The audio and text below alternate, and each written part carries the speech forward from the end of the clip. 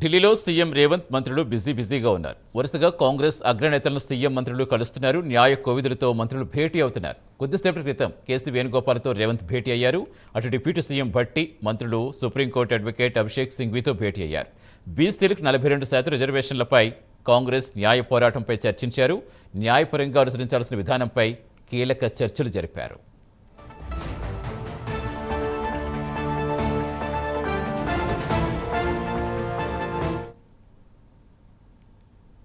సంస్థల ఎన్నికల్లో 42% రిజర్వేషన్ ఇవ్వడానికి కాంగ్రెస్ ప్రభుత్వం ఇప్పటికే శాసనసభలో అంటే చట్టసభల్లో బిల్లు పాస్ చేసి పంపించిన విషయం మీ అందరికీ తెలిసిందే. దానికి సంబంధించి సరే మేము పంపించినటువంటి బిల్లులు సంబంధించినటువంటి వ్యవహారం ఇక్కడ భారత రాష్ట్రపతి గారి దగ్గర ఆగి ఉంది.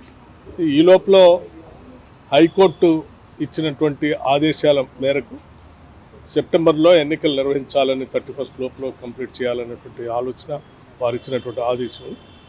ఈ ఎన్నికలు నిర్వహించే క్రమంలో 42% రిజర్వేషన్ని అమలు చేయడానికి మాకున్నటువంటి మార్గాలు వాటన్నిటినీ కూడా దేశంలో ఉన్నటువంటి లీగల్ ఎక్స్పర్ట్స్ ముఖ్యంగా అభిషేక్ సింఘ్వీ గారు లాంటి వారిని అట్లాగే జస్టిస్ సుదర్శన్ రెడ్డి గారిని కూడా వారు కూడా ఢిల్లీలో ఉన్నారు. వారిని కూడా కలిసి వారి అభిప్రాయాలు తీసుకొని పోవడం కోసం ఇక్కడికి వచ్చాం.